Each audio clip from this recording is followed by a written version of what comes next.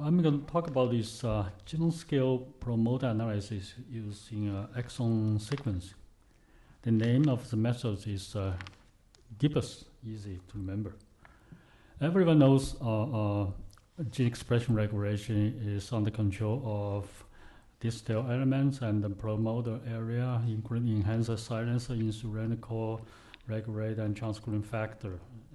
And the promoter structure can be further divided into three parts: distal, proximal, core, and transcription start site.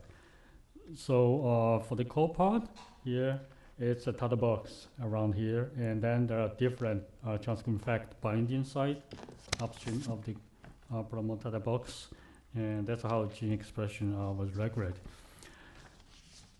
Regardless, there are many fundamental knowledge about the promoter, but practically, promoter area still remain a very poor analyzed area in entire fundamental biology, medicine, agriculture, whatever you name it. The reason is there's no tool. For example, for microarray, has been very popular for almost 10 years. But there's a fundamental issue here. All microarray were designed based on normal genome. Right? They are not good. No signal. There's no, hello? It's okay, yeah. There's no custom array which is based on what you want to analyze. For example, I want to analyze the promoter in this particular disease. We don't know what promoter looks like in disease stage, right? So always end up with the normal reference genome sequence made array and then hybridized with disease promoter. But it's obviously, you cannot detect too much disease promoter because there's no probe there, right? So this is very bad for array. Another one is CAGE, has been very popular, invented by Riken in Japan, and has played a fundamental role for understanding of gene expression regulation. But all this sequence, that's basically you target 5' cap site. They can determine very precisely what's the end of, what's the start of the gene expression, but there's no way you can go upstairs. Just go up from title box, for example, title box, or more upstream, because they target mRNA, not genomic DNA. And then ChIP-seq has been very popular. However, you can only analyze one type of transcription factor binding site in the entire genome, because you have to use a specific promoter to pull down a particular transcription factor. And then the latest one, high-C technique, they can very precisely mapping the interaction between different domains in the regular area, 1C, 2C, 3C, 4C. However, it does provide information for promoter. What they focus on is interaction. Then the first option, why not do whole genome sequence? But think about promoter only account for about 0.2% of the entire genome if you define this by 500 base upstream TSS site. So in order to analyze promoter, you have to sequence the entire genome. It's ridiculous. It's basically it's a use a canon to hit the ends. It's not cost efficient. Then the question is, can we use exome sequence for promoter, de novo promoter analysis? So this is actual picture show the exome sequence distribution. Theoretically, you have the exome here, you decide probe, and then you pull down all this probe by random fragmentation of genomic DNA, and you should only get the genomic sequence cover the coding part. However, if you really do some exome sequencing, you will see all data you collected is like distributed in this pattern. Yes, in the exome part, you have a high amount of DNA sequencing. However, they always provided many sequences which are in intron region. and upstream promoter region. And in fact, half of the sequence come from everywhere around the genome. So look here, there's a part of the sequence, in fact, already in the promoter. So we put on 50 exon sequence. Just see how many sequences can really cover the promoter area. So this is transcription start site here, and up to 500 base. This is fold of coverage. So basically, it said up to 20x coverage you can go from TSS side up to 500 base. And this is enough to cover the entire co-promote area. How this happens, how can get a promoter sequence? The way is like this. You have genomic DNA here. To do exon sequencing, you have to first do random fragmentation. And then you will create random fragment like this. You block here, and then when you purify the exon part, because you have to put a probe here. If we pull this probe, then you get this fragment. As soon as you get the fragment out, they go to next-gen sequencing. Then you get the promoter sequence. So this is 50 exome data from breast cancer. This is coverage, roughly between 500 to 100x coverage for exome, reasonable coverage. And this is actual distribution of the exome sequencing. You see here, intergenic region upstream, 5' UTR exome, intron, 3' UTR downstream. So this is exome part. In fact, you see how many are really accounted for coding part. And then you look at the upstream part, that's this part. It's in the promoter part.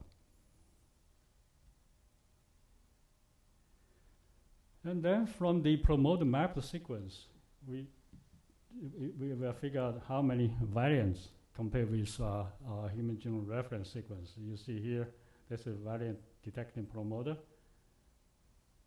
That's each block here is for one exon seq, exon data. You can see here, you can easily get 20 to 30,000 variants compared with normal human genome reference sequence.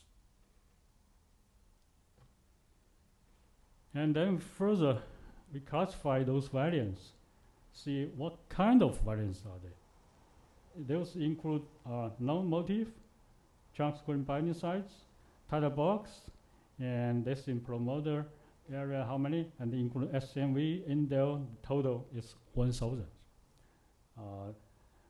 That's really tell us, yes, there are abundant information, genome variation information in promoter area. And then take up, look at the example. That's in the top box.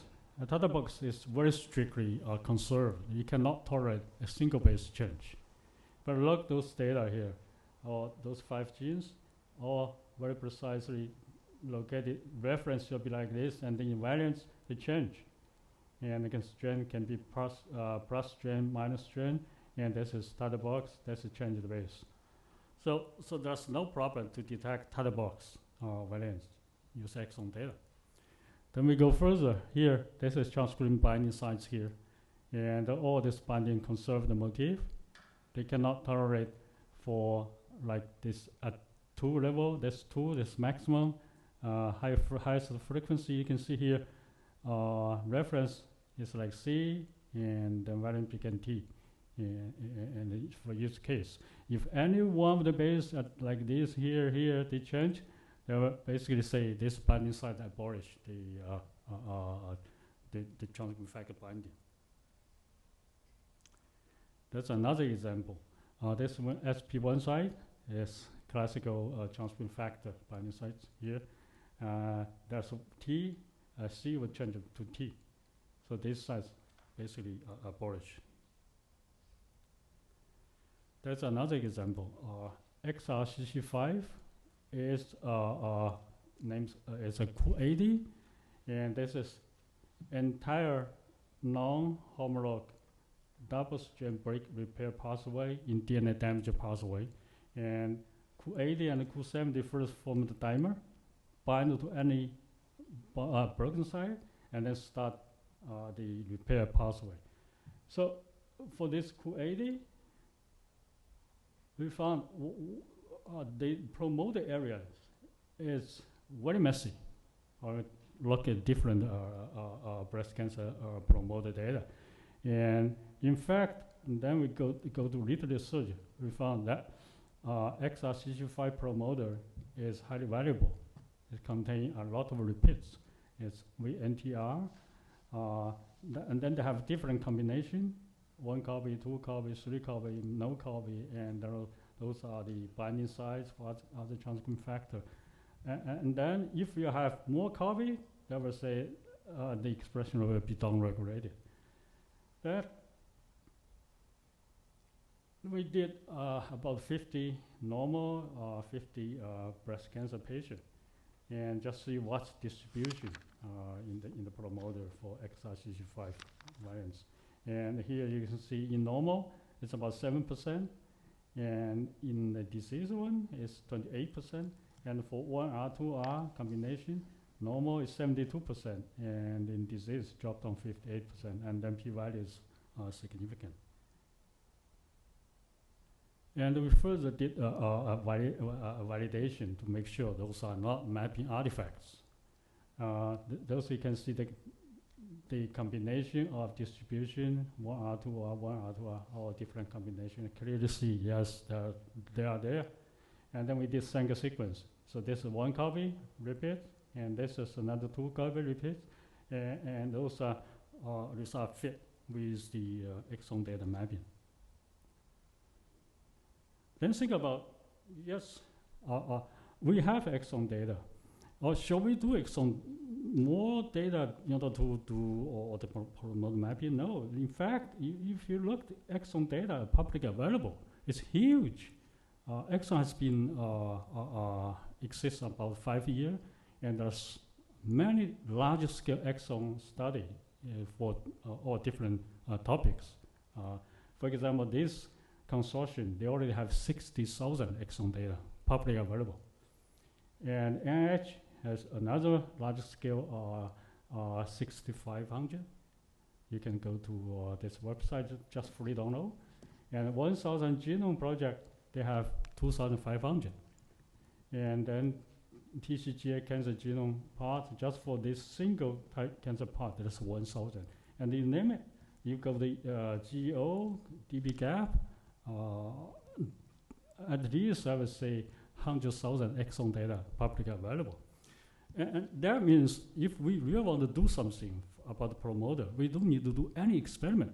Spend $0, just download the data, mapping them, and get what you want. So that, in my opinion, the development of these methods will provide a powerful tool for de novo promoter analysis, which avoid many shortcuts from previous existing technique. And as I said, if you explore existing exome, it's for free. You can get many information. And the third one is promoter variation seems is far more complicated than whatever we know right now. Yeah, that's my lab people contribute to this entire project. That's in the middle, you go nowhere, in the Midwest, Nebraska, Omaha. Welcome visiting there. Okay. Okay, any questions? Yeah. Folks, any questions? Comments? We got one over here. I guess my concern about computer methods, bioinformatic methods such as that, is that it essentially, if you're mapping a promoter, you're mapping where transcription factor binding sites are.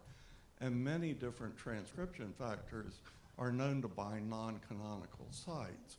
For example, SP1 binds to everything from a GC box to sequences that look nothing like that. Okay? It's impossible to tell numbers within the SP family, like SP1 from SP3. So how much can you trust the computer to report on that promoter? Okay. As you point out, computer it's a tool.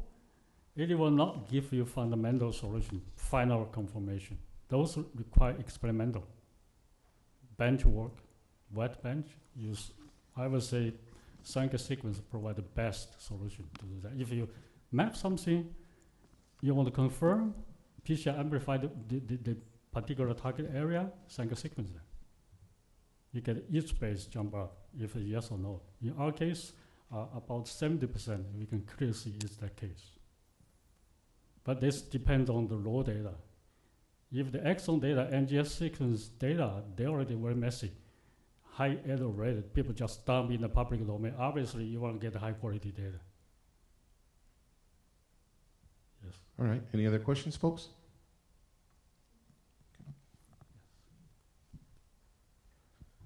Move slower because of lunch. Well, thank you for your talk. And, well, I agree perfectly with because it's a kind of area of the genome. If you want to understand, you have to go to the bench, because the sequences is so small and they're so variable. And you are talking about a data box, for example. Data box is present only in 50% of the promote. 30%. In the human, only 30% data box. Yeah.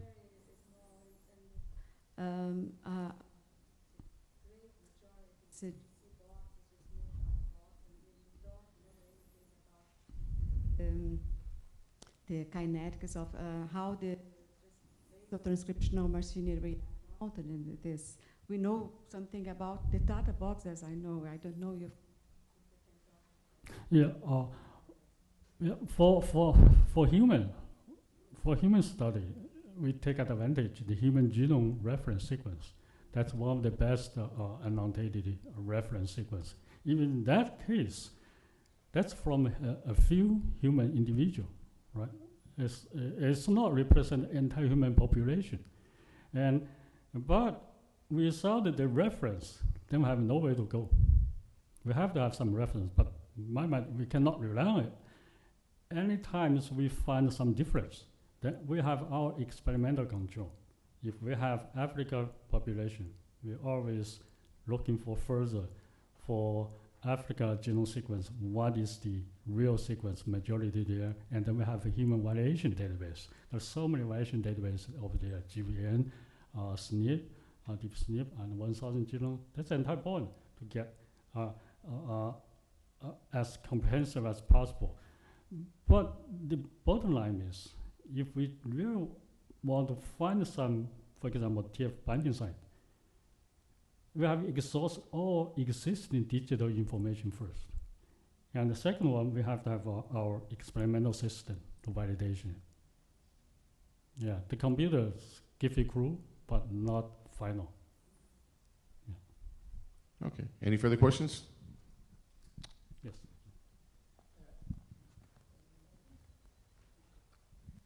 So the last point you point out, we can really dig the current available exome data in the public domains. So, you know, the public domains are different exome data that should be sequenced at different deeps. Also, they probably have some variance. So how we deal with this kind of variance? Do we have a standardized software or protocol? Yeah, we check about that? But to identify variance from genomic sequence, there are a lot of conditions. For example, you have a minimum coverage. It's like 100 coverage, 100x coverage. And for variant call, minimum 20x coverage. Anything, if you have only one sequence there, no, don't use it. Minimum 20. Okay. And of the 20, then you have to define is a homozygous mutation or heterozygous mutation. Right? For hetero, they standardize at least 20% of sequence contain the same variants. For homozygous, have to be 80%. So, to my understanding, basically the proximal co-promoter region should be affiliated with 5 UTR region.